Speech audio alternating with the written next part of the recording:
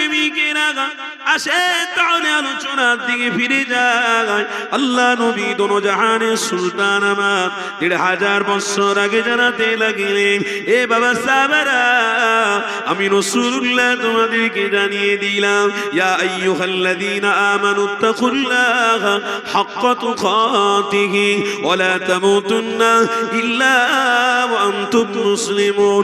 আমার রাসূলুল্লাহ জানাতে লাগলেন, ইসলামের ছায়া হলো আল্লাহর ছায়া, দ্বীনের ছায়া হলো আল্লাহর ছায়া, জিকির হলো আল্লাহর ছায়া, নামাজ হলো আল্লাহর ছায়া, রোজা হলো আল্লাহর ছায়া, ইসলাম ধর্মগুলো আল্লাহর ছায়া, ধর্মানা মাহফিল হলো আল্লাহর ছায়া।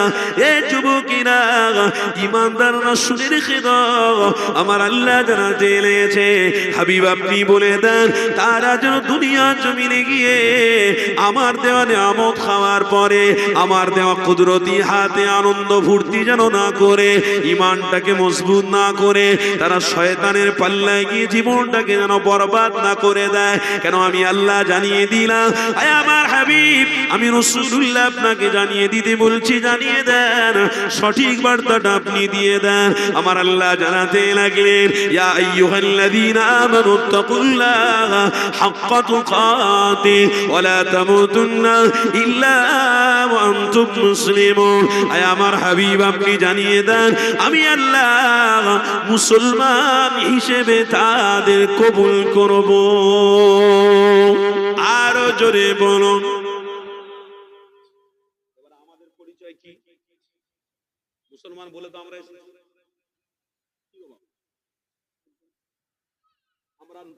আমরা জাতি মুসলমান, মানে আমাদের মুসলমানের ঘরের জন্ম।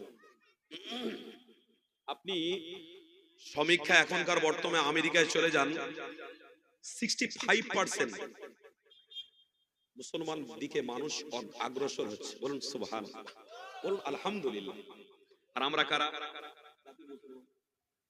তারা যে মুসলমানের দিকে অগ্রসর হচ্ছে, তাদের ভিতরে যে যে ঈমানের একটা জজবা তৈরি হচ্ছে, তারা পুরো ফুল পাওয়ারে ইসলামের প্রচার প্রসারে লেগে গেছে, একদম ফুল পাওয়ারে। মানে হাকিকাতে প্রত্যেকটা আমল তাদের কাছে অনেক গুরুত্ব পেয়ে গেছে। আমি সত্যি কথা বলছি, বাস্তব। আমি পুনেতে ছিলাম, পুনে বোম্বে নাম জানেন? আমি ছিলাম ওখানে। যাক, তারাবি পড়াতে যাই হোক, আমি মসজিদে ছিলাম পুনের। আমি নিজের চোখে দেখেছি, একজন বেদিন মহিলা যখনই জোহরের আজান শুরু করেছেন মুয়াজ্জিন সাহেব, বেদিন মহিলা একজন রাস্তা দিয়ে যাচ্ছিলেন, হঠাৎ করে দেখতে পেলাম, যেই বলেছে আল্লাহু আকবার, তেমনি ওই মহিলাটা দাঁড়িয়ে পড়েছে, চুপ করে দাঁড়িয়ে, মুখটাকে উপরে দিয়ে, একদম আমি নিজের চোখে দেখেছি, ঘাটটাকে উপরে দিয়ে চুপ করে আমি দাঁড়িয়ে আছি। আজানের শব্দ হয়ে গেল, দোয়া হয়ে গেল, আজান শেষ, মুখটাকে নিচু করে মসজিদের দিকে ইশারা করে এরকম হাতটা দেখলাম বুলিয়ে নিয়ে, দেখি না আস্তে আস্তে করে চলে যাচ্ছে। আমি ওখানে বললাম, আল্লাহ, ইসলামের ঘরে জন্মগ্রহণ আমরা করেছি, শ্রদ্ধা, সম্মান, প্রেম, উদ্দীপনা আমাদের কত হওয়ার দরকার ছিল। আল্লাহ গায়ের, এরা যে মায়ের গর্ভ থেকে পৃথিবীতে এসেছে, তারা সেই জিনিসটাকেই তারা নিয়ে চলাফেরা করে, কিন্তু অন্যকে এমন রেসপেক্ট, এমন শ্রদ্ধা করছে কেন? বারহাক এই জন্য করছে যে তারাও জানে ইনশাআল্লাহ পৃথিবীটা আল্লাহর এবং রাসূলুল্লাহ হক এবং ইসলাম হলো সত্য। জোরে বলুন। মুখ ফিটিয়ে বলতে পারছে না, কিন্তু সত্য ইসলাম এটা কিন্তু জানে। নাই তার ভিতরে একটা উদ্দীপনা কেন দেখবে? ওই জন্য পরশুদিন জুম্মা চলে গেল নাকি, শুক্রবার। এই শুক্রবারে মসজিদে আকসার ইমাম সাহেব 3 মিনিট বক্তৃতা দিয়েছেন, খুতবা। ক মিনিট? 3 মিনিট খুতবা দিতে গিয়ে তিনি রেগে জারে জার হয়ে সমাজের মানুষকে বার্তা দিলেন। কি বলছেন? যে আমার ফিলিস্তিনে আল্লাহর ঘর মসজিদকে বাঁচানোর জন্য 1.5 লক্ষ মানুষ এখনো ঘর ছাড়া। 2.5 লক্ষ মানুষ জীবন উৎসর্গ করে দিল, চলে গেল, দুনিয়া ছেড়ে শেষ হয়ে গেল। কিন্তু এখনো কওমের মধ্যে আল্লাহ তার রসুলের প্রেম ভালোবাসা ঢুকলো না। আমি মসজিদে আকসার ইমাম বড় রাগান্বিত হয়ে বলছি, এ সমাজ কবে পরিবর্তন হবে? এ সমাজের মধ্যে কবে ইউনিটি আসবে? এ সমাজের মধ্যে এক মুসলমান বিপদে পড়লে আর এক মুসলমান ঝাঁপিয়ে পড়বে। এ সমাজে ভাই ভাই থেকে হিংসা বিদ্বেষ ছেড়ে দিয়ে কবে মিলে যাবে? এ সমাজ মসজিদে আকসার জন্য 2.5 লক্ষ মানুষ চলে গেল, কিন্তু ইসলামের মাননেওয়ালারা, ইসলামকে মোহাব্বত যারা করে আরো মানুষ রয়েছে, তাদের ভিতরে সেই উদ্দীপনা এখনো তৈরি হচ্ছে না। আমি মসজিদে আকসার ইমাম, আমি বলছি আজ থেকে আমার মন মানসিকতা খারাপ, আমি আর সমাজের জন্য কোনো বক্তৃতা আর দেবো না।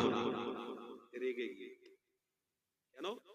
জ্বালা নিজের চোখে দেখতে পাচ্ছি, যে জ্বালা কষ্ট হয়েছে নিজের চোখে ইমাম সাহেব দেখছে সব। তারপরেও দুবাই রয়েছে, তারপরেও কাতার রয়েছে, তারপরেও আবুধাবি রয়েছে, তারপরেও অনেক বড় বড় ইসলামিক কান্ট্রি রয়েছে। কান্ট্রিগুলোদের কোনো ইমানের জজবা নেই, কোন রকম ভাবে ইসলামের প্রতি আকর্ষণ নেই, সব যে যার ধান্দায় ব্যস্ত। আমরা ওই দুবাইকে দলিল হিসেবে চিনি না, আমরা কাতারকে দলিল হিসেবে চিনি না, আবুধাবিকে দলিল হিসেবে চিনি না, মস্কোকে দলিল হিসেবে চিনি না। আমাদের দলিল মুহাম্মাদুর, জোরে বলুন, মুহাম্মাদুর রাসূলুল্লাহ। কিন্তু নবী তো পশ্চিম বাংলায় আসেনে। আমাদের দলিল সুলতানুল হিন্দ খাজা গরিবে নওয়াজ, জোরে বলুন সুবহানাল্লাহ। আমাদের দলিল নিজামউদ্দিন আউলিয়া রহমাতুল্লাহ আলাইহি, আমাদের দলিল কুতুবউদ্দিন বখতিয়ার কাকি রহমাতুল্লাহ আলাইহি, আমাদের দলিল হারেবারে শাহ রহমাতুল্লাহ আলাইহি, দিল্লি জামা মসজিদ ধরে যিনি সোজা করে দিয়েছিলেন। আমাদের দলিল খাজা বাকি বিল্লাহ রহমাতুল্লাহ আলাইহি, আমাদের দলিল মুজাদ্দিদ পাঞ্জাবে শুয়ে আছেন আলফে সানি রহমাতুল্লাহ আলাইহি, আমাদের দলিল পশ্চিম বাংলার নক্ষত্র আবু বকর সিদ্দিকী রহমাতুল্লাহ আলাইহি, জোরে বলো। কেন? দাদা হুজুর যারা পেয়েছে তারা রাসূল এবং আল্লাহকে সম্পর্ক করতে পেরেছে। এই পশ্চিম বাংলায় কেউ বাইরে থেকে এসে ইসলামের আলো বাড়িতে বাড়িতে জ্বালায় নেগো। ইসলামের আলো জ্বালিয়েছে কে? আপনার আমার পীর মুজাদ্দিদে জামান। আজকের কেউ কেউ দাদা হুজুর পীর কেবলার থেকে বড় সাজবার যদি চিন্তা ভাবনা রাখে, মেনে নেবেন আপনারা? মেনে নেবেন আপনারা? কোন কেউ যদি আবার বলে খাজা গরিবে নওয়াজের থেকে বড় যদি কেউ অ্যাডভার্টাইজ বের হয়, না না না, আবু বকর তো আবু বকর সিদ্দিক হয়ে গেছে, উমরে ফারুক তো উমরে ফারুক হয়ে গেছে, উসমানে গনি তো উসমানে গনি হয়ে গেছেন, হযরতে যায়েদ তো যায়েদ হয়ে গেছেন, হযরতে হামজা হামজা হয়ে গেছেন, সুলতানুল হিন্দ গরিবে নওয়াজ হয়ে গেছে। হ্যাঁ, তোমার আমার পীর মুজাদ্দিদে জামানই থাকবে। হ্যাঁ, তোমরা মুজাদ্দিদে জামানকে যদি মহব্বত করো, সোহবতে তার সন্তানদের যদি থাকো, ইনশাআল্লাহ তোমাদের অন্তরের ভিতরে ঈমানের নূর আল্লাহ পয়দা করে দেবে। কিন্তু সোহবতে যুক্ত থাকতে হবে। এই যেরকম দাদা হুজুরের ভক্তরা সব এসে মাহফিলে বসেছেন, তাই তো নাকি? কোরআনের একটা আয়াত আছে, হাল জাযাউল ইহসানু ইল্লাল ইহসান। যদি কোনো সন্তান বলে আমি আমার মায়ের হক আদায় করে দিয়েছি, কিভাবে বলা? যদি কোনো সন্তান বলে আমি আমার বাপের হক আদায় করে দিয়েছি, বলা ঠিক হবে? পশ্চিমকালে হবে না।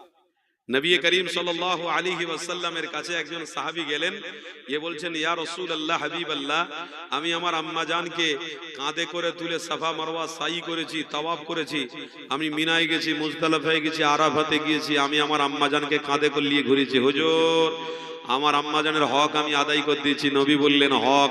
এক ফোঁটা দুধের ঋণ তুমি আদায় করতে পারোনি। এই বাবা সাহাবী, তুমি তোমার আম্মাকে কাঁধে করে নিয়ে ঘুরেছো, মানে আল্লাহর জান্নাতটাকে কাঁধে করে নিয়ে ঘুরেছো। কি হক আদায়? তদরূপ মুজাদ্দিদে জামান দাদা হুজুর পীর কেবলা সমাজে প্রত্যেকটা বাড়িতে বাড়িতে ইসলামের প্রদীপ জ্বালিয়ে গেছেন। এর হক কিন্তু দাদা হুজুরের ভক্তরা জীবনে আদায় করতে পারবে না। কেন? দাদা হুজুর পীর কেবলা ইসলামের আলো দিয়ে গেছেন। জোরে বলো। ইসলাম আমাদের জন্য এমন একটা বিধিবিধান, ইসলাম আমাদের জন্য এমন একটা কর্মকাণ্ড যেটার প্রতি থাকলেই আল্লাহ মুক্তি দিয়ে দেবে, আর যেটার থেকে মুখ ফিরিয়ে নিলেই আল্লাহর মুক্তি কোনো দিন কোনো পয়সা দিয়ে, কোনো অর্থ দিয়ে, কোনো ক্ষমতা দিয়ে, কোনো দুনিয়ার আসবাব দিয়ে আপনি পেতে পারেন না। কেন? উম্মতে মুহাম্মাদি রাসূল ধরবে তো ইসলাম মজবুত করেছো, আল্লাহকে তুমি মহব্বত করে ফেলেছো। ইসলামকে ধরবে না, নবীকে তুমি ধরতে পারলে না, আল্লাহকেও খুশি করতে পারলে না। তাই মুজাদ্দিদে জামানের কথা ভক্তদের একটু শুনতে হবে। কি গো দাদা হুজুরের কথা বলতে রাগ হচ্ছে নাকি? দাদা হুজুরকে মহব্বত করেন অবশ্যই এই জন্যে, দাদা হুজুর পীর কেবলা যে রাস্তা দেখিয়েছে ওটা হলো মুহাম্মদ রাসূলুল্লাহ দেখানো রাস্তা। জোরে বলো, একদম মজবুত করে ধরে থাকবে। দাদা হুজুর দাদা হুজুর দাদা হুজুর করছি, দাদা হুজুর কি পীর আল্লাহ বানিয়েছে। আসামে আজও পর্যন্ত দাদা হুজুরের ভক্তদের মুখে মুখে ভাষায় ভাষায় কথাবার্তা বের হয়। দাদা হুজুর পীর কেবলা এক লাঠির ইশারা করেছিলেন, ওই সমুদ্রের পানি এখনো পর্যন্ত উম্মতে মুহাম্মাদির ঘরগুলোকে ধ্বংস করতে পারে না। জোরে বলুন দাদা হুজুর কি দাদা হুজুর, যে দাদা হুজুর পীর কেবলা বসে ওয়াজ নসিহত করছেন, হুজুর কেবলা এখানে বসে বসে খবর পেলেন, সবাই এসে বলল আগুন ধরেছে, মাটি নিয়ে ফুঁক দিয়ে ছুঁড়ে ফেলে দিলেন, আগুনটাকে আল্লাহ লিভিয়ে দিয়েছিল। জোরে বলুন, এই সেই মুজাদ্দিদে জামান। বাবা দাদা হুজুর পীর কেবলা ছেড়ে কোথায় যাচ্ছ? দাদা হুজুরের থেকে বড় যারা সাজবে তাদেরকে আমরা মান্যতা প্রাধান্য দিতে পারি না।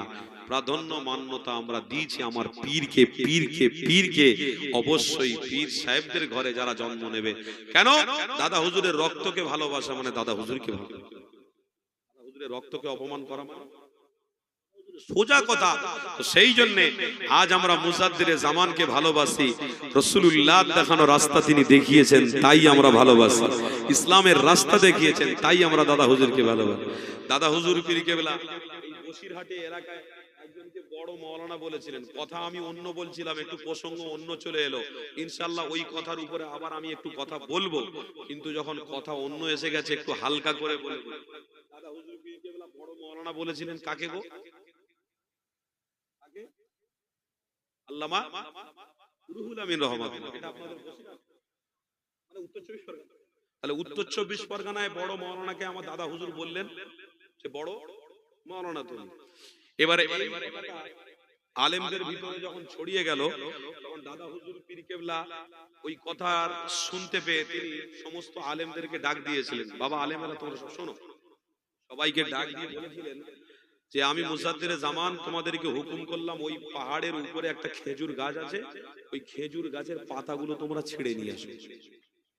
দাদা হুজুর পীর কেবলার কথাতে সমস্ত আলেম গিয়ে ওই খেজুরের পাতাগুলো সব ছিঁড়ে ছিঁড়ে নিয়ে দাদা হুজুর পীর কেবলার সামনে এসে দেখে। দাদা হুজুর পীর কেবলা যেনাকে বড় আলেম বলেছেন, মাওলানা বলেছেন, তার জন্য যে সমস্ত আলেমের মন মানসিকতা ঠিক ছিল না, একটু মন মানসিকতা ক্ষুণ্ণ ছিল, তারা সব দাদা হুজুরের কথা শুনে হু করে গিয়ে পাতা ছিঁড়ে নিয়ে চলে এসেছে। মুজাদ্দিদে জামান যেনাকে বড় মাওলানা বলেছিলেন, তিনি কিন্তু চুপ করে দাঁড়িয়ে রয়েছে, যায় না, একদম চুপ করে দাঁড়িয়ে রয়েছে, তিনি কিন্তু যায় না।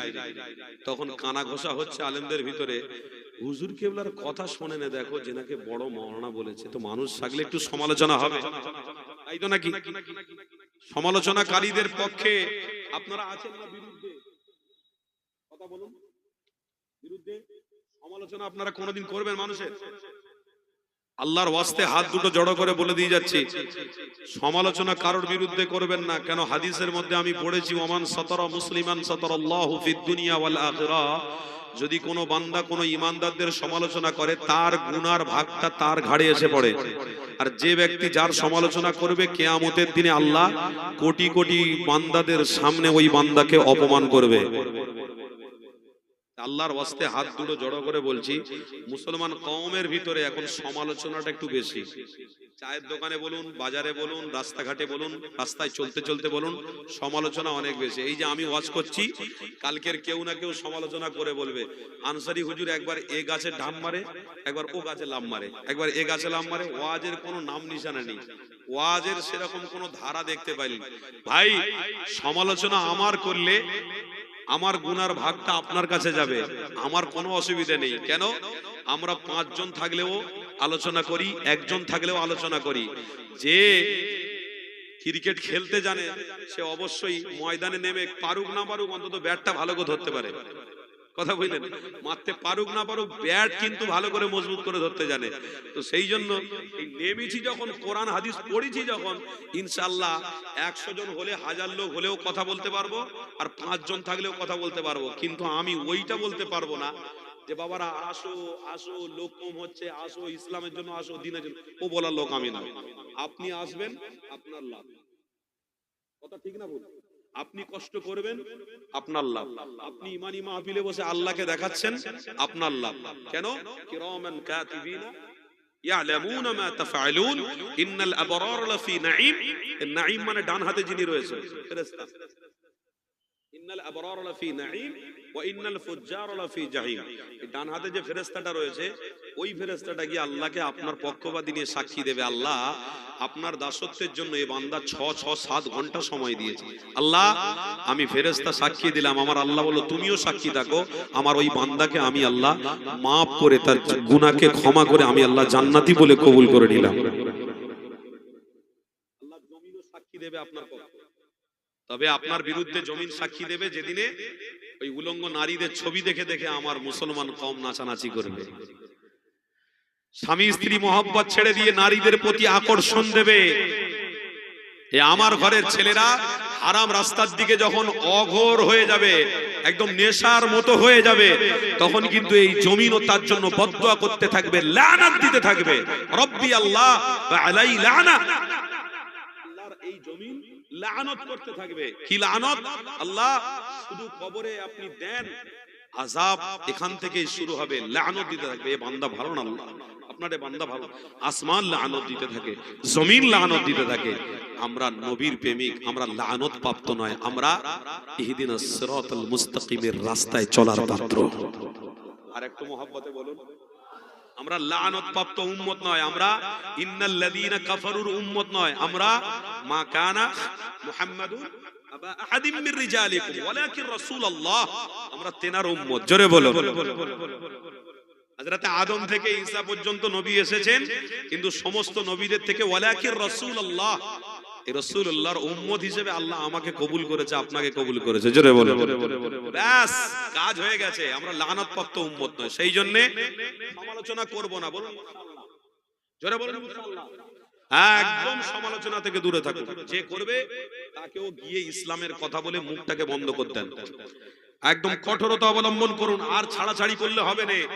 এই জামানাতে কচু পাতার উপরে পানি পড়লে যেমন টলমল করে, উম্মতদের বিষয়ে আমার রাসূল বলছেন তেমন জামানাতে ঈমান রাখা উম্মতের জন্য বড় মুশকিল হয়ে যাবে। নামাজ পড়ে পড়ে নামাজির কপাল কালো করে ফেলবে, কিন্তু তার পিছনের ব্যাকগ্রাউন্ড, সামনের ব্যাকগ্রাউন্ড বা নামাজ পড়ার পরে এমন একটা কর্মকাণ্ড এসে লিপ্ত থাকে যার জন্য তার ইবাদত আল্লাহর দরবারে কবুল হয় না। শুধু কপাল কালো করাটাই সার। সামনে রমজান আসছে, রমজান মাসে এমন রোজাদারের বিষয়ে বুখারী শরীফের হাদিস লেখা আছে, এমন রোজাদারের বিষয়ে আমার নবী বলছেন শুধু তারা সারাদিন ক্ষুধা অবস্থায় থাকবে, সারাদিন ক্ষুধা অবস্থায় থাকবে। অথচ রোজার বিষয়ে আল্লাহর কোরআন বলছে, আমি বলতে বলতে অনেক দূর চলে যাচ্ছি, এগুলো একটু মনে আছে, আমি আবার ধরে দেবো ইনশাআল্লাহ, অসুবিধা নেই। আল্লাহ পবিত্র কোরআনে বলছেন ইয়া আইয়ুহাল্লাযীনা আমানুত্তাকুল্লাহ, তাকওয়া যদি অর্জন করতে চাও তো রমজানের প্রত্যেকটা রোজার উপরে গুরুত্ব দেবে। আর রোজার মাসে রোজা যারা রাখবে তাদের আল্লাহর ভয় অন্তরে আল্লাহ দান করবে, তারাই একমাত্র তাকওয়াওয়ালা ঈমান হতে পারে। ওয়ালা তাত্তাবিউ খুতুওয়াতিশ শাইতান, শয়তান থেকে তারাই মাজলুম।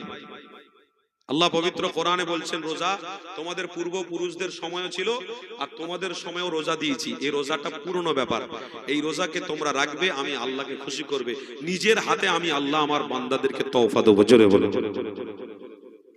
তো সেই জন্য আমাদেরকে মনে রাখতে হবে যে গীবত, চুগলি, পরনিন্দা, পরচর্চা করে নিজের আমল ঈমানকে আমরা নষ্ট করতে চাই না। বলুন ইনশাআল্লাহ। কেন? বাঁচতে এসেছি মাত্র 20 বছর, 30 বছর, 40 বছর, কতজন চলে গেছে আর কতজন বেঁচে রয়েছে। তো সেই জন্য আমরা পৃথিবীতে যতদিন বাঁচবো ততদিন ইসলাম এবং দ্বীনের ছায়ার উপরে বেঁচে থাকবো। জোরে বলুন ইনশাআল্লাহ। জোরে মহব্বতে বলুন না ইনশাআল্লাহ।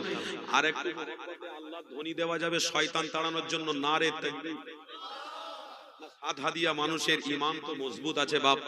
আওয়াজ এত কমজোর হয়ে গেছে, 20 মিনিট অন্তর অন্তর আমি বলেছিলাম একবার দিতে হবে, তো চেক করে দেখছি হালকা হয়ে গেছে, তার মানে ঠান্ডা হয়ে গেছে। একটু মহব্বতে আওয়াজ লাগান, নারে তাকবীর। এবারে হয়েছে, কিন্তু একটু বাড়াতে হবে। আল্লাহ ধ্বনি মহব্বতের সাথে ঈমানের জোশে দেন, নারে তাকবীর। সিলসিলায়ে হক মুজাদ্দিদে জামান, সিলসিলায়ে হক মুজাদ্দিদে জামান, মাসলাকে আবু বকর সিদ্দিকী, মাসলাকে মুজাদ্দিদে জামান, নারে তাকবীর। যাক, আমি আলোচনা একটুখানি বাড়াবো।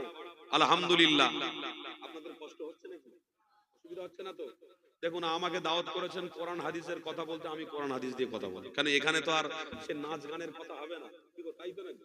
এখানে না নাচ হবে না গান হবে, এখানে আমরা আল্লাহর দাসত্ব নবীর গোলামতির জন্য বসে রয়েছি। তাই ভালোবাসায়, ইশকে, প্রেমে একটু চোখ বন্ধ করে মদিনাওয়ালার কথা মনে করে ভালোবাসায় একটু দরুদ শরীফ পড়া যাবে? পড়া যাবে? সেই সবলে একটু মনোযোগ দিয়ে দরুদ শরীফ পড়েন, আমার আপনার নামটা যেন মদিনাওয়ালার দরবারে পৌঁছে যায়।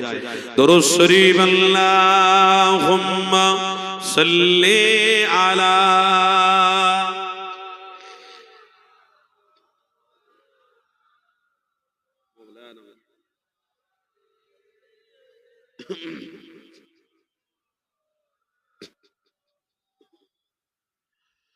আমি লিখিব চিঠি দেব তোমার, পাখি পৌঁছে দিও রওজায়। আমি লিখিব চিঠি দেব তোমার, পাখি পৌঁছে দিও রওজায়। আমি থাকব বসে এই আশায়, চিঠির উত্তর আসবে আমার গায়। আমি লিখিব চিঠি দেব তোমার, পাখি পৌঁছে দিও রওজায়। বলুন না সুবহানাল্লাহ। আমি লিখিব চিঠি দেব তোমার, পাখি পৌঁছে দিও রওজায়। কবে আসবে মদিনার পেগাম, গায়ে বাঁধব হাজিদের ইহরাম। কবে আসবে মদিনার পেগাম, গায়ে বাঁধব হাজিদের ইহরাম। আমি ঘুরব মদিনার চারিপাশ, দু চোখে দেখব সবুজ গুম্বাদ। একটু মহব্বতে হবে না? আমি ঘুরব মদিনার চারিপাশ, দু চোখে দেখব সবুজ গুম্বাদ।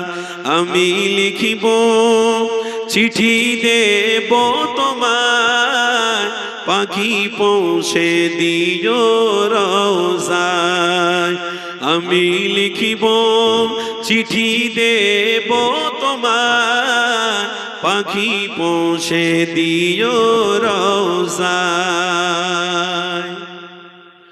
তৃষ্ণায় কাতর আমার ঈমান, তৃষ্ণা মেটাবে কূপে জমজম। মহব্বতে হবে না? একটু জোরে আল্লাহর প্রশংসা আলহামদুলিল্লাহ বলুন। তৃষ্ণায় কাতর আমার ঈমান, তৃষ্ণা মেটাবে কূপে জমজম। সে পানি মাখবো আমি সারা গায়, পাখি পৌঁছে দিও রওজায়। সে পানি মাখবো আমি সারা গায়, পাখি পৌঁছে দিও রওজায়। আমি লিখিব চিঠি দেব তোমার, তোমার পাখি পৌঁছে দিও রওজায় আমি লিখিব চিঠি দেব তোমার পাখি পৌঁছে দিও রওজায় আল্লাহুম্মা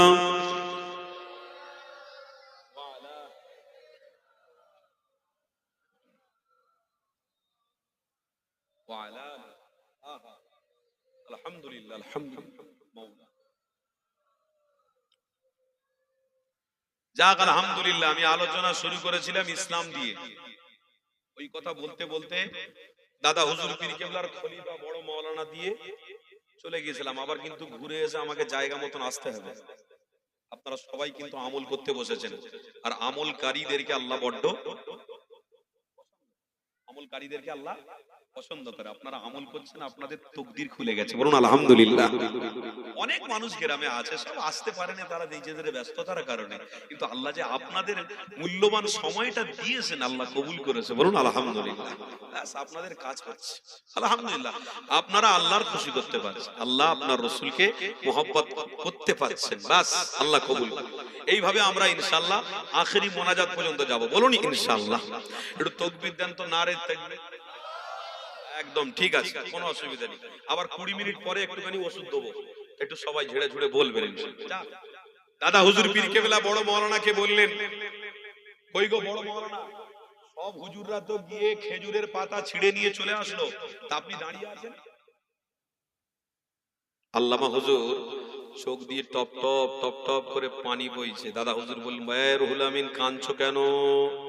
কিসের জন্য কাঁদছো? হুজুর সব আলেমরা গেল, খেজুরের পাতা ছিঁড়ে নিয়ে চলে আসলো, আমি রুহুল আমিন যেতে পারছি না। এই জন্যে যে খেজুরের গাছটা দেখতে পাচ্ছি, ওই খেজুরের গাছের নিচে মস্ত বড় আল্লাহর ওলির মাজার রয়েছে। ওই আল্লাহর ওলি বলছেন, খেজুরের পাতা ছিঁড়িস না বাবা, গাছের পাতা তোরা ছিঁড়িস না, আমি রুহুল আমিন সচক্ষে দেখতে পাচ্ছি। আমার দাদা হুজুর বললেন, রুহুল আমিন তোমাকে আল্লাহ বাহ্যিক চোখ দান করেছে রুহুল আমিন, তাই তো আমি সমস্ত আলেমের থেকে আমি তোমাকে বড় মাওলানা বলেছি। আমার দাদা হুজুর বললেন, হে বাবা আলেমেরা, তোমরা কেউ দেখতে পাওনি, আমার রুহুল আমিন দেখতে পেয়েছে। আল্লাহর ওলির মাজার রয়েছে, খেজুরের গাছ ছিঁড়তে মানা করছে হুজুর। বাবা সহবতটাকে ভালো করে মজবুত করে ধরো। আল্লামা রুহুল আমিন দাদা হুজুরকে মোহাব্বত এত করে ফেলেছে, এত করে ফেলেছে, রাসূলুল্লাহর সাথে গভীর সম্পর্ক হয়ে যাওয়ার কারণে আমার নবী পাকের দিদারটা রুহুল আমিনের হয়ে গেছে। ইনি হলেন সেই দাদা হুজুর। দাদা হুজুরের সহবতে আমার বাপ চাচারা পূর্বপুরুষরা সম্পর্ক রেখেছিল। আলহামদুলিল্লাহ, কবরের মাটি ধসে গেছে, এই ভাঙনের কথা বলছি। দাদা হুজুর পীর কেবলা একজন খলিফা, কবরের মাটি ধসে গেছে, হুজুর কেবলাকে দেখতে পাওয়া গেল, যেমনি দাফন করা হয়েছিল, যেমনি লাশ রাখা হয়েছিল, আল্লাহ তেমনি টাটকা রেখে দিয়েছে। কেন? কোরআন মিথ্যা হয়ে যাবে, হাদিস মিথ্যা হয়ে যাবে, নবী মিথ্যা হয়ে যাবে। আল্লাহ বলছেন, ফাদকুরুনি আযকুরুকুম ওয়াশকুরুলি ওয়ালা তাকফুরুন। তোরা দুনিয়ায় আমাকে স্মরণ করবি, কঠিন দিনে আমি আল্লাহ তোদের কাফনে পোকা মাকড় খাওয়াটাকে আমি আল্লাহ হারাম করে দেব। এত সহজ নয় বাবা। নবী নবী নবী নবী করার মানুষ অনেক আছে, হ্যাঁ। এত বড় বড় দেখি না দাঁড়ি সাধু বাবা, এত বড় দাঁড়িয়ে রেখেছে, সে বলছে লা ইলাহা ইল্লাল্লাহ মুহাম্মাদুর রাসূল, আর একজন নামাজি বলছে লা ইলাহা ইল্লাল্লাহ মুহাম্মাদুর রাসূল। নামাজিদের ওই লা ইলাহা ইল্লাল্লাহ বলাটা ঠিক হবে, এই সাধুর বলাটা ঠিক হবে? নামাজি ইমানদার, তার ভিতরে ঈমান নেই, সে শুধু পড়তে পারে, ওটা তার কাছে ভাষা। আর ঈমানদারের কাছে লা ইলাহা ইল্লাল্লাহ মুহাম্মাদুর রাসূলের উপরে ইয়াকিনের সাথে আমল আছে। জোরে বলুন। অত সহজ নয় বাবা।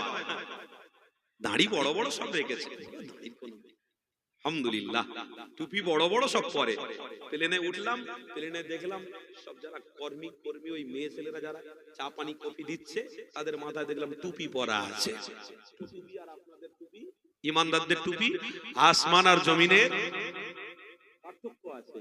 ও টুপি তারা কাজের জন্য পরে, আর মুসলমান টুপি পরে নবীর সুন্নাত আদায় করার জন্য। পার্থক্য আছে বাবা। নবী নবী বলে শুধু মুখে বললে হবে না, কাজে প্র্যাকটিক্যালে করে দেখাতে হবে। কি করেছেন আপনি, কি করেছেন বলুন না। বড় বড় মাহফিল গুলো অসম্মান হচ্ছে, কি করেছেন এই জন্য।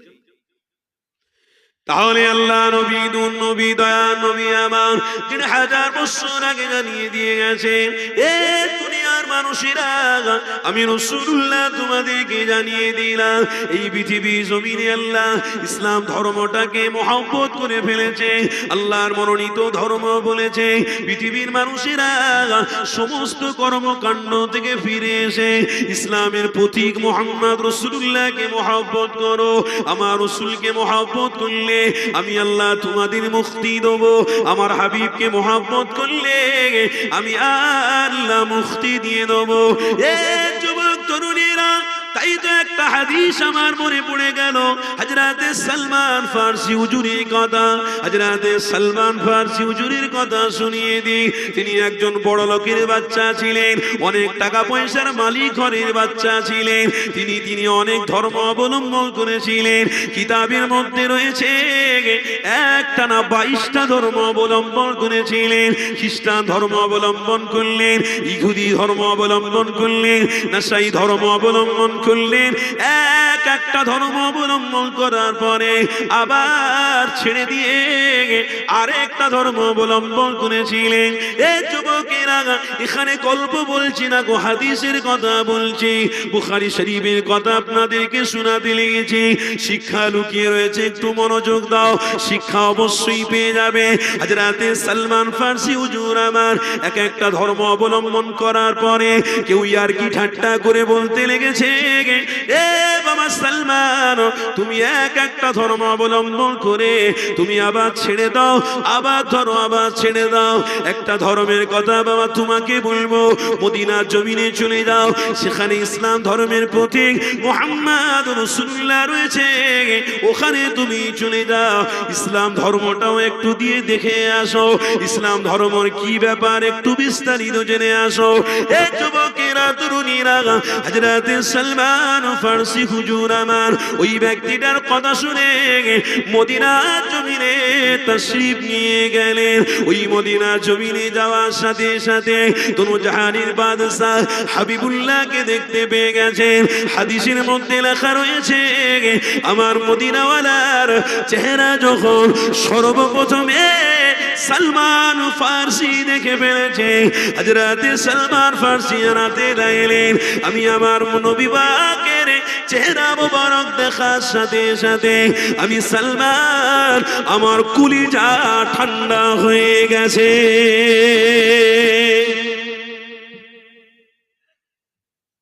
সালমান, আমার জান ঠান্ডা হয়ে গেছে। বুখারী শরীফের হাদিস, গল্প করতে আসেনি বাবা। ওই জন্য বললাম না, কোরআনের ব্যাখ্যা এবং হাদিসের কথা শোনার মন মানসিকতা অনেক কম মানুষ আছে। কথা বুঝলেন? আল্লাহ আপনাদেরকে কবুল করেছে বাবা। লারে লাপ্পার মানুষ অনেক পাওয়া যায়। এখনই একটা কলকাতা থেকে ওই কি বলে জাইয়া পড়া মেয়ে ছেলে, কি বলে আন্ডার প্যান্ট পড়া মেয়ে ছেলে একটু ভাড়া করে নিয়ে আসো, 50,000 নেবে, 1 লাখ টাকা নেবে, ওকে নিয়ে একটুখানি ছোট্ট মতন খাট দিয়ে তার উপরে দাঁড় করিয়ে দাও, হাজার হাজার মানুষ বিনা তাবারুকে লোক জড়ো হবে। ঠিক না বলবো? একটা গায়ককে নিয়ে চলে আসো, এক্ষুনি একটা গায়ককে নিয়ে একটা ছোট তক্তপোষ দিয়ে শুধু দাঁড় করিয়ে দাও, হাজার হাজার লোক আসবে, হাজার হাজার, বিনা দাওয়াতে, তাবারুক টাবারুক দিতে হবে না। তোর হুজুরদের কথা শুনতে লোক আসবে, তাহলে তো হয়েই গেল। বাবা, ওলি সাহেবদের মাথায় টুপি, কাজ করে চুপি চুপি, এদের কথায় কাজ হবে। আহা, এরকম ভুল ধারণা করো না বাবা, খবরদার। দাদা হুজুর মৌলী সাহেব ছিলেন, দাদা হুজুর একজন জাইয়াদি আলেম ছিলেন। দাদা হুজুর পীর কেবলার আওলাদরাও এখনো জাইয়াদি আলেম হয়ে রয়েছে। কেন? দাদা হুজুর পীর কেবলা হক না থাকলে তাহলে সিলসিলা কবেই বন্ধ হয়ে যেত। দাদা হুজুর হক বলে তার আওলাদরা এখনো আল্লাহ পাক ইজ্জতের সঙ্গে রেখেছে। কেন? দাদা হুজুরের সিলসিলাটাকে আল্লাহ কবুল করে নিয়েছে। হ্যাঁ, এটা অস্বীকার করা যাবে না। দাদা হুজুরের আওলাদরা শুধু পশ্চিম বাংলায় ঘুরে বেড়ায় না, এক একটা আওলাদ বাংলাদেশে জীবন কেটিয়ে দিচ্ছে। আর আসেনে জীবন কেটিয়ে দিয়েছে। আমার মতো চুটকে মৌলী সাহেব যদি ভারতবর্ষের 6টা রাজ্য ঘুরে নিতে পারে, দাদা হুজুরের আওলাদদের কত বড় জায়গা, জায়গায় যাচ্ছি, কি বলবো? আমার মতো ছোট মলি সাহেব, আমি প্লেনে উঠে উঠে যদি 6-7 জায়গা রাজ্য ঘুরে ফেলতে পারি, জলসা করতে পারি, দাদা হুজুরের আওলাদদের ইজ্জত আল্লাহ আরো বেড়িয়ে রাখেন, আরো বেড়িয়ে রাখেন। খবরদার মলি সাহেবদের বিরুদ্ধে কথা বলে, যা হচ্ছে আস্তে আস্তে করে সমাজ অন্যদিকে চলে যাচ্ছে। সাবধান।